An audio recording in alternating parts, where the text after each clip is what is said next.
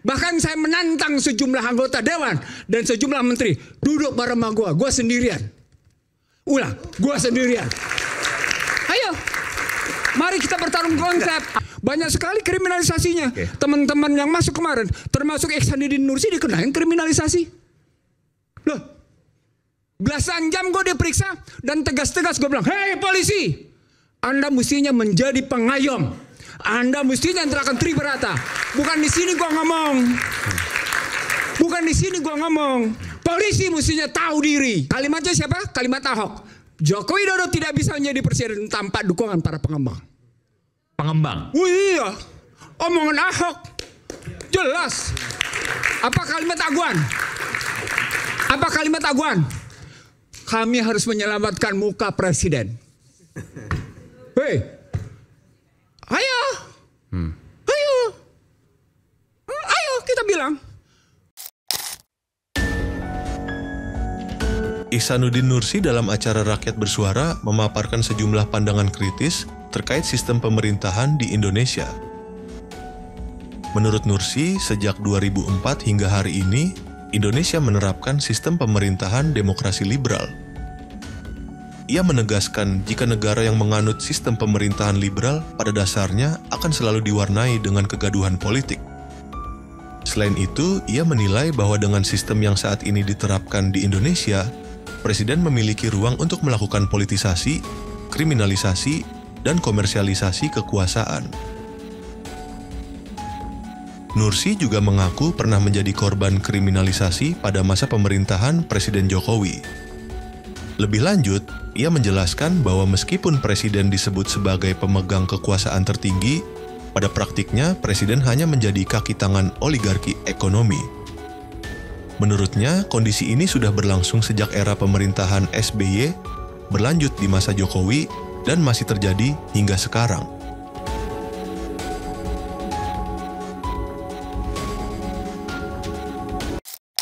Dibiayai Kongres Amerika Serikat, tapi dibilang terlibat kerusuhan. National Endowment for Democracy funding by US Congress. Dan menurut Bung Muniani membiayai kerusuhan. Operasi di seluruh dunia yang bergerak atas nama demokrasi liberal. Bukan kerusuhan dong? Bukan, artinya dia bisa memicu soal kerusuhan, tapi paling tidak dia mempromosikan demokrasi liberal. Ya kalau kayak gitu nanti media juga bisa dibilang provokasi kerusuhan dong. Bukan. Itu nanti akan muncul pada berbagai aktivitas di beberapa tokoh. Karena dia tidak sendiri. Lembaga ini tidak bekerja sendiri. Dia akan bekerja dengan beberapa jaringan yang ada di sebuah negara nasional itu. Oke, untuk mengembangkan demokrasi. Untuk mengembangkan demokrasi liberal. Sama, ya apapun bahasanya ya, mengembangkan demokrasi. Liberal. Media kan juga mengembangkan demokrasi. Seperti acara ini kan mengembangkan demokrasi. Aiman, yang digagas oleh National Security Strategy of US 17 September 2002 adalah demokrasi liberal. Indonesia sejak 2004 hingga hari ini menerapkan demokrasi liberal. New National Endowment for Democracy yang dibiayai oleh US Congress dalam rangka itu hingga hari ini. Dan itu negatif? Tergantung Anda memandangnya. Kalau liberal ternyata membuat kerusuhan di mana-mana. Anda melihat bahwa hari ini Indonesia menganut demokrasi liberal? Seluruh dunia yang menganut demokrasi liberal pasti gaduh. Ulang, seluruh dunia yang menganut demokrasi liberal pasti gaduh. Dan sebentar. Dan karena itu pidato Obama di Kairo 9 Juni 2009 berjudul The New Beginning minta maaf karena memaksakan demokrasi liberal di seluruh dunia. Dan Anda melihat Indonesia saat ini adalah demokrasi liberal? Demokrasi liberal. Jadi kalau tadi disebut oleh dan rawan rusuh. Sebentar. Yang disebut oleh Buniani tentang kriminalisasi itu disebabkan oleh pasal 6A ayat 2. Presiden dan wakil presiden gitu ya diusulkan oleh satu partai politik atau beberapa gabungan partai politik yang dipilih langsung dalam pemilihan umum. Apa dampaknya? Presiden adalah I am the law. Dan itu tunduk oleh DPR. Maka presiden bisa melakukan kriminalisasi, bisa melakukan politisasi, bisa melakukan komersialisasi. Dan itu dilakukan? Dan itu dilakukan. Oleh? Presiden. Siapa? Siapa saja presidennya. Dari zaman? Dari zaman SBY sampai sekarang. Melakukan hal yang sama? Sama. dia bisa melakukan politisasi, dia bisa melakukan kriminalisasi, dia bisa melakukan komersialisasi. Karena sistemnya begitu. Perhatikan baik-baik, itu sistemnya bekerja. Dan itu membuat I am the king, I am the law. Sistem. Oke, kita buka satu-satu. Bukti Pak SBY misalnya apa? SBY memberlakukan Undang-Undang 2507. Penanaman modal bersifat bebas sehingga seorang Aiman sama dengan orang asing. Bukan soal kriminalisasi misalnya. Loh, kriminalisasi. Nah, ada kata I am the law dan presiden bisa melakukan kriminalisasi. Contoh? Zaman PSBY kriminalisasi apa? Terkena Habib Rizik. Ketika proses yang namanya di Monas, ingat. Habib Rizik masuk pada peristiwa Monas. Terkena. Padahal namanya bicara demokrasi, tapi terkena. Nah, situasi sekarang dengan undang-undang ITE berlaku apa yang disebut oleh yang namanya Washington Post sebagai civility war. Ulang, civility war. Kalau civility war, Anda mestinya terima karena memang Anda melakukan demokrasi liberal. Oke, satu tadi ya contoh. Ya. Cuma satu. Iya. PSBY cuma satu. Paling tidak itu yang saya ingat. Nanti kalau seandainya ada bantahan silakan. Pak Jokowi banyak sekali kriminalisasinya. Okay. Teman-teman yang masuk kemarin, termasuk Ihsanuddin Nursi dikenain kriminalisasi. Loh, belasan jam gue diperiksa dan tegas-tegas gue bilang, hei polisi, Anda mestinya menjadi pengayom, Anda mestinya antarakan triberata. Bukan di sini gue ngomong. Polisi mestinya tahu diri. Tegas gue bilang. Waktu itu Anda? Loh, karena polisi sudah menjadi alat kekuasaan. Itu real. Karena tadi pasal 6 ayat 2. Jadi kasus kemarin sesungguhnya, kalau mau fair-fairan, terjadi persaingan tidak sehat antara TNI dan Polri. Saya buka sama semua Anda. Pengalaman pribadi saya buka. Ya. Suatu hari saya menjadi salah satu pembahas di seminar PT IKA untuk para bintang 1. Pembicara Sri Mulyani, Agus Limatowalyo. Apa kata Sri Mulyani? Saya naikin anggaran Anda. Saat itu kemudian orang tidak pernah berpikir bahwa tidak fair antara anggaran TNI dengan Polri. Apa sambutannya? Wah, tepuk tangan luar biasa. What's the point? Tidak fair kan? Tidak adil kan? Persoalan di situ muncul alokasi anggaran yang sesungguhnya menunjukkan ada pembedaan antara TNI sama Polri. Suka tidak suka, kejadian nyata. Dan itu saya buka di situ dan kemudian saya sebutkan ini ada masalah. Lalu saya tanya pada Ani, saya tanya pada Agus, hadir juga yang namanya Luhut Binsar Panjaitan. Saya tanya pada mereka, kasus tentang Trump yang baru berkuasa itu adalah Trump periode pertama adalah deglobalisasi yang di dalamnya berarti memerlukan pertahanan ke dalam dan keamanan ke dalam. Kenapa Anda tetap melakukan globalisasi? Yang itu berarti berhubungan dengan peristiwa bagaimana pertemuan di Toronto dan di Georgia tentang bagaimana meningkatkan peran polisi. Loh, ini jadi bukan variabel seperti yang Buniani bilang, bukan variabel tunggal. Dari situ aplikasinya adalah soal perencanaan. Bagaimana kita merencanakan keamanan. Bagaimana kita merencanakan pertahanan. Bagaimana menimbulkan rasa keadilan. Yang itu kemudian tidak terjadi. Sejak yang namanya Indonesia mengidap demokrasi liberal. Itu fakta. Itu tujuan Anda mau dibalikan seperti Undang-Undang 45 yang asli. Walaupun dia punya kekurangan, kewajiban kita adalah setia pada para pejuang pendiri bangsa. Dan bukan mengkhianatinya. Nah, ini serius. Artinya mereka yang bicara Undang-Undang Dasar 22 adalah mereka yang mengkhianati pada pendiri Republik. Maka semua lembaga negara akan terhapuskan dengan itu. Itu tidak ada MK. Itu masuk tetap MK. Tidak ada, karena di undang-undang yang asli tidak ada MK. Tinggal masuk ke ruang Mahkamah Agung. Kembali ke Mahkamah Agung. Tinggal gampang Mahkamah Agung, kenapa enggak? Ini kan soal kecerdasan dan kemudian kesetiaan pada yang namanya pendiri Republik ini. Kalau Anda mau jadi pengkhianat seperti saya bilang kepada para menteri dan sejumlah anggota DPR, monggo silakan Anda jadi pengkhianat. Dan presiden dipilih oleh DPR dan kemudian dengan mudah juga digulingkan oleh DPR seperti Gus Dur waktu itu. Ada cara untuk mempertahankan dengan baik. Sekali lagi pertanyaan Anda pertanyaan menyederhanakan yang menyesatkan. Dan itu pernah terjadi. Soal terjadi lain dengan soal pembaharuan. Gak bisa kita lihat ke belakang tanpa memikir pembaruan. Lagi-lagi soal kecerdasan dan kejernihan hati. Oke, apa yang Anda bayangkan dengan itu? Oh iya, Apa saya yang bisa menahan soal itu? Saya melakukan, makanya saya berani ngomong kayak gini. Oke. Bahkan saya menantang sejumlah anggota dewan dan sejumlah menteri duduk bareng sama gue sendirian. Ulang, gue sendirian. Ayo, mari kita bertarung konsep. Apa yang bisa Anda sampaikan ketika kembali ke Undang-Undang 45, maka Presiden tidak dengan sangat mudah bisa dilengsarkan oleh DPR, Parlemen? Tergantung bagaimana sesungguhnya persyaratan yang kita buat dalam merujuk apa yang disebut dengan pertanggungjawaban pada peran MPR. Itu dibikin susun sedemikian rupa tentang bagaimana kita memperbaiki peranan MPR dan peranan DPR. Oke. Baik, Itu kata kunci. Oke, baik. Satu lagi, yang kedua, paling penting sebentar. Sepanjang presidennya dalam model pasal 6 ayat 2 yang dihubungkan dengan pasal 4 bahwa dia adalah pemegang kekuasaan tertinggi dalam menjalankan pemerintahan, dia cuma menjadi orang kaki tangan oligarki ekonomi. Fakta. Dan itu terjadi sekarang. Terjadi. Harus diakui. Kalimatnya siapa? Kalimat Ahok. Joko Widodo tidak bisa menjadi presiden tanpa dukungan para pengembang. Pengembang. Oh iya, omongan Ahok jelas. Apa kalimat Aguan?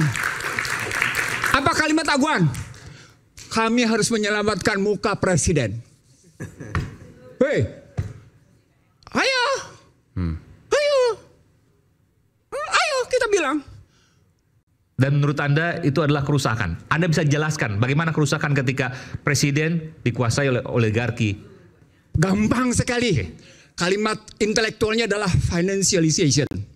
Yang kaya makin kaya, yang miskin makin miskin. Gampang. Mau bukti?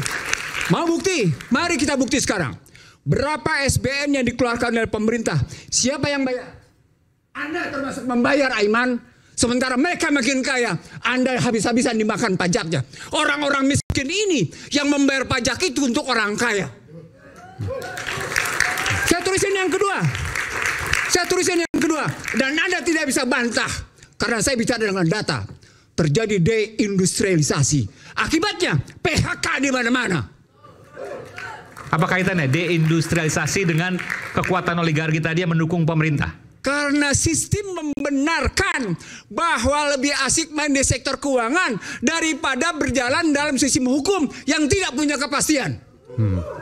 Mereka mendapatkan karpet merah. Dan itu kemudian hukumnya bisa dibeli. Itulah wujudnya koalisi menjadi alat kekuasaan. Tuh, kayak gitu. Itulah Jadi yang disebut oleh Buniani tadi, itu bagian dari proses pembuktian itu. Ada yang ketiga, Iman. Ada yang ketiga. Yang Anda tidak bisa bantah. Bahkan masyarakat Indonesia tidak bisa bantah. Apa itu? Sticky Gini ratio. Apa itu sticky Gini ratio? Susah nurunin Gini ratio. Kesenjangannya tinggi. Tinggi. Nggak bisa dibantah. Angka bicara. BPS bilang 0,382. Teman-teman Ibu Bogor 0,42, 0,44. Makanya gaduh terus. Sebentar, Anda dengan berbicara seperti ini seolah Anda mengatakan ini dilakukan yang paling parah oleh Pak Jokowi dong? Karena Jokowi... Jawab dulu pertanyaan saya, betul nggak? Enggak. Oke. Jokowi melanjutkan kebijakan SBY. Oligarki juga. Dan kemudian memperdalam. Di situ saya lihat kecerdasan Joko Widodo memperdalam kerusakan itu. Memperdalam kerusakan? Iya. Cerdas dong. Dia perdalam kok. Dan dia sudah disediakan oleh undang-undangnya sebelumnya. Saya bukan sama Anda. No, ini riwayat ekonomi politik hukum. Tidak sembarang lihatnya. 2507. Mungkin bisa Bung Iksan, mungkin bisa memperdalam itu dalam bentuk apa memperdalamnya? Memperdalam kerusakan katanya. Kerusakan itu. Karena ini kan juga ada tendensius untuk itu. Gitu. Iya, saya setuju. Saya akan buktikan sama Anda. Oke. Saya protes di Mahkamah Konstitusi Undang-Undang 2507 karena menempatkan azas non-diskriminasi, karena memberikan hak atas tanah 90 tahun, karena menyamakan posisi repatriasi, bebas menarik keuntungan kapan saja. Karena itu dihapus istilah PMDN. Oke. Dampak dari sana, salah satu penilaian yang muncul dari Bank Dunia, Indonesia telah mengalami kebebasan di berbagai sektor dengan sangat memuaskan. Artinya Indonesia sudah sangat liberal. Apa dampaknya? Orang asing begitu enak menguasai, struktural. Orang asing menguasai sumber daya, produksi, distribusi, logistik. Contoh realnya dan efek buruknya. Contoh realnya. Oke. Siapa yang kuasai nikel? Cina. Oke, luar. Siapa yang sebut aja? Oke, siapa yang menguasai batu bara? Luar. Sebagian orang dalam, tapi sebagian juga luar. Siapa yang menguasai emas? Seterusnya luar.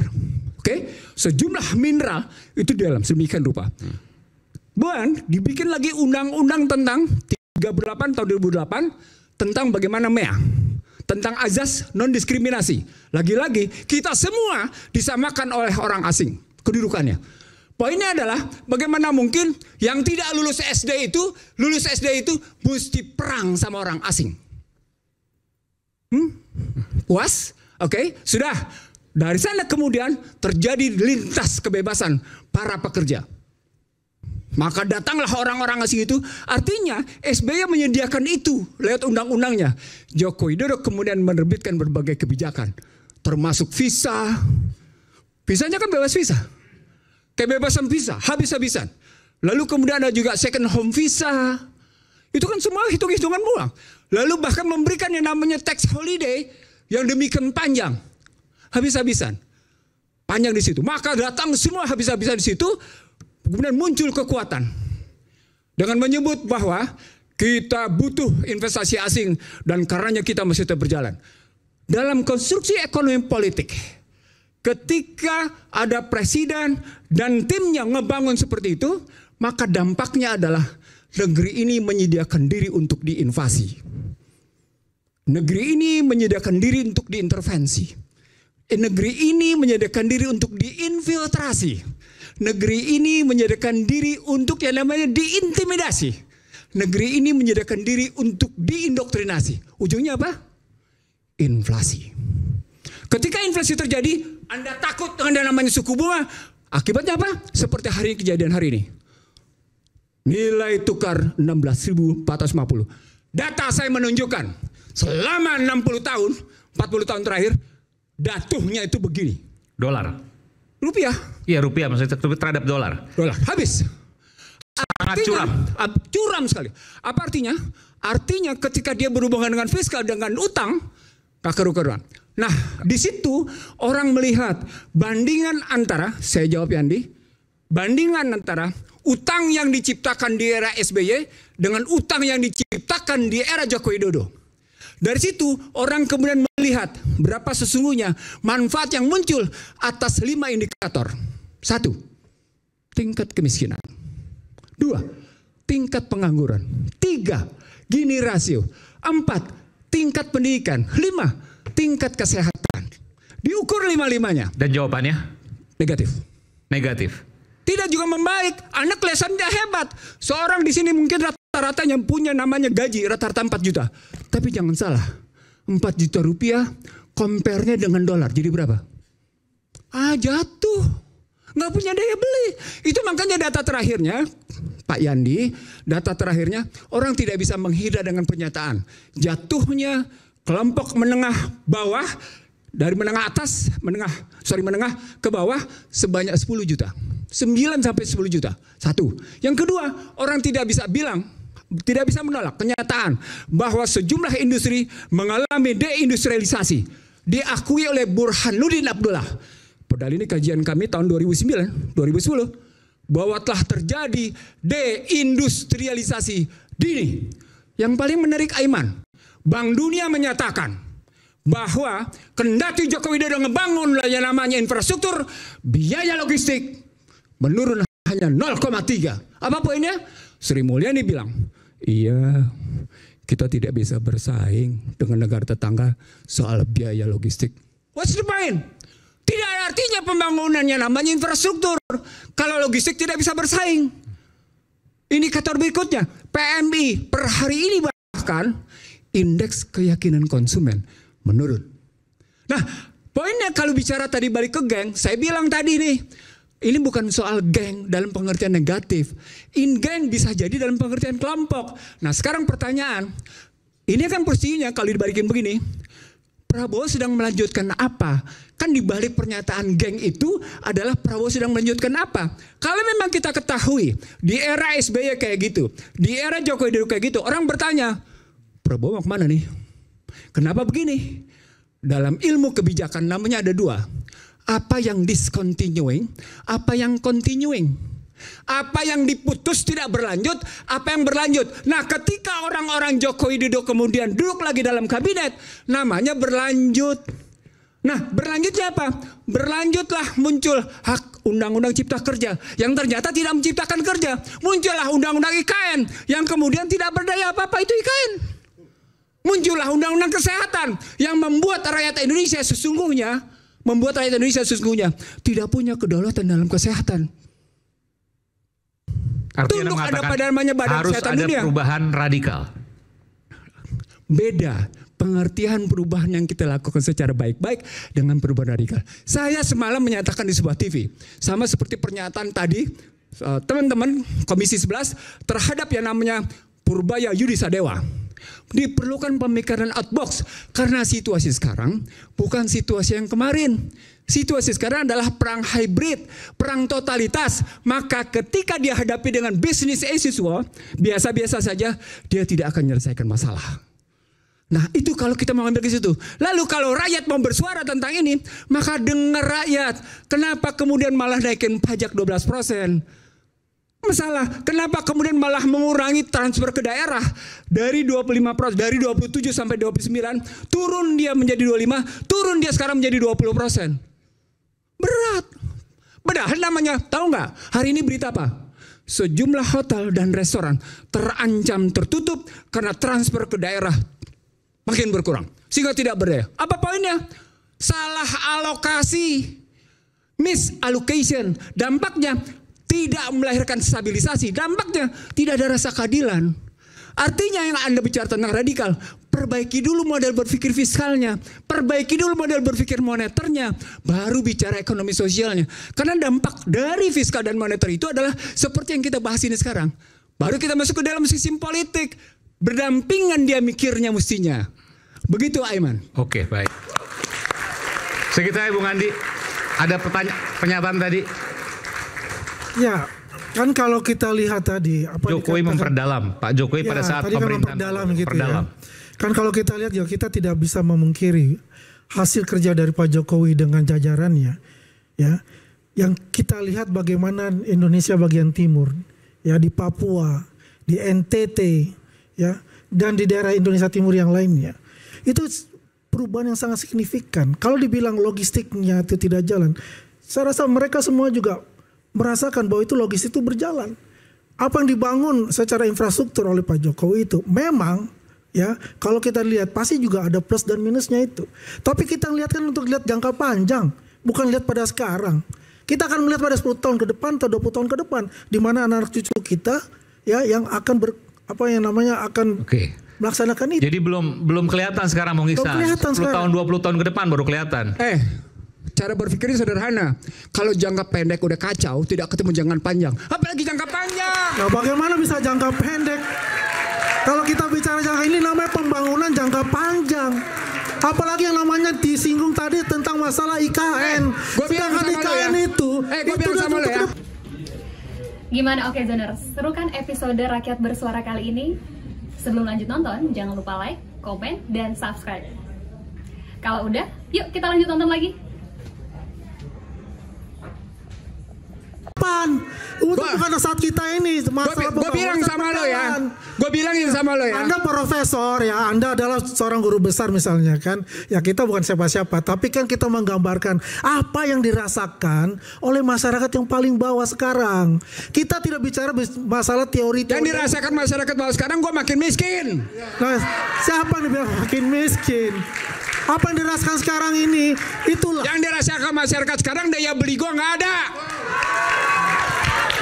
Kalau kita bicara itu Bang Ihsan paham lah kalau Bang Ihsanuddin itu ya, kalau bicara ekonomi paling jago lah, apalagi masalah ekonomi mikro apa paling jago, ekonomi makro juga jago. Tapi kan kalau saya melihat kenyataan yang ada, apapun yang telah dibangun oleh pemerintah sebelumnya kemudian dilanjutkan oleh pemerintah sekarang dalam sistemnya itu adalah untuk sebesar-besarnya kemakmuran rakyat. Dan tidak dirasakan katakanlah untuk sekarang. Katakanlah misalnya MBG, apa yang dirasakan nanti akan dirasakan kira-kira 5 tahun kemudian. Bagaimana cara berpikir anak-anak kita akan meningkat untuk itu. Baik, Pak Yani, saya boleh bertanya nggak? Boleh ya? Boleh. Berapa rata-rata pertumbuhan ekonomi era Joko Widodo? 5%. Oh, mana ada 5%? 5%.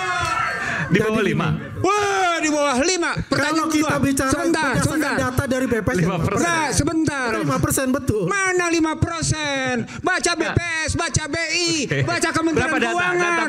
Pakai data dong ngomong. Jangan asal nyablak.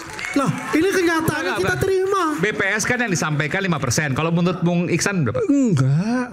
BPS nggak menyampaikan segitu rata-rata di Joko Widodo. BI juga nggak menyatakan itu. Kementerian Keuangan juga tidak menyatakan itu. Angkanya 4,7. 4,7. Era SBY masih jauh lebih baik, di atas 5. Sudah.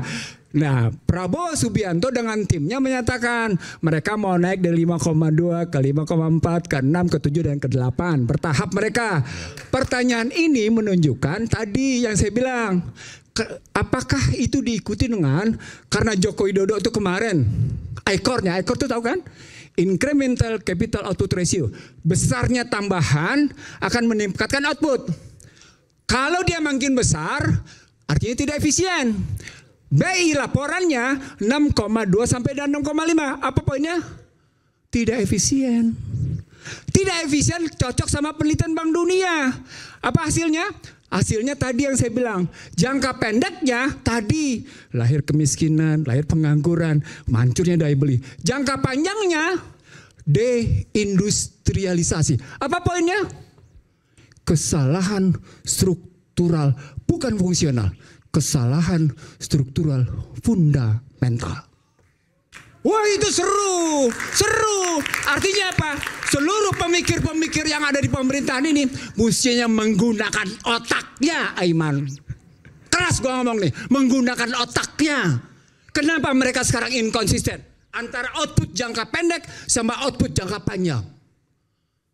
Nggak bisa cuma sekedar bisnis as usual, nggak bisa cuma sekedar berbisnis mainstream, nggak bisa. Trump aja nunjukin kok dia keluar dari mainstream. Anda tahu apa yang terjadi di Amerika? Decline and fall neoliberalism. Apa yang terjadi di Amerika sekarang? Pax Americana menjadi Pax Judaica. Apa yang terjadi dengan cerita Trump gagal dengan Putin? Dia memaksa India dan Cina untuk tunduk dan patuh. Dan tetap dilawan oleh India dan Cina. Apa poinnya? Nggak bisa bisnis as usual, nggak mungkin. Anda tadi bicara tentang bahwa ada di kanan, ada di Amerika, dan ada di Cina.